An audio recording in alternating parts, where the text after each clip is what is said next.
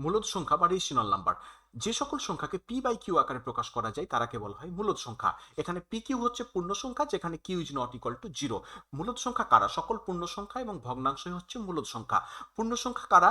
একটি সংখ্যা রেখা দেখতে পাচ্ছি, এখানে শূন্যর বাম দিকে যত ঋণাত্মক এরকম অখণ্ড সংখ্যা রয়েছে এবং শূন্যর ডান দিকে যত অখণ্ড ধনাত্মক সংখ্যা রয়েছে এবং শূন্য, সবাই হচ্ছে পূর্ণ সংখ্যা, সুতরাং এরা সবাই মূলদ সংখ্যা। এখন আমি যদি একটি ঋণাত্মক সংখ্যা -3 নেই, -3 কে আমরা লিখতে পারি -3/1, অথবা লিখতে পারি -6/2, পি বাই কিউ আকারে লিখতে পেরেছি, সুতরাং এটা একটা মূলদ সংখ্যা। আবার যদি লিখি শূন্য একটি পূর্ণ সংখ্যা, এটাও মূলদ সংখ্যা, কারণ এটাকে 0/1, 0/2 এভাবে কিন্তু পি বাই কিউ আকারে লেখা যায়, সুতরাং শূন্য একটি মূলদ সংখ্যা।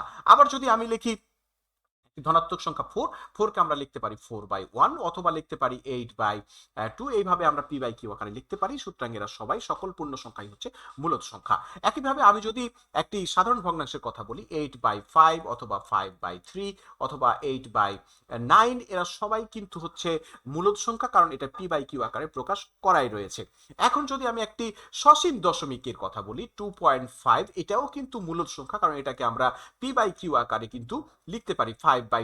যদি আমি একটি অসীম দশমিক কিন্তু আবৃতর কথা বলি, এটাকেও কিন্তু আমরা লিখতে পারি 10/3, এটাকে পি বাই কিউ আকারে লেখা যায়, সুতরাং এটাও মূলদ সংখ্যা। মূলদ সংখ্যাকে দুটি সহমৌলিক সংখ্যার অনুপাত হিসাবেও কিন্তু লেখা যায়।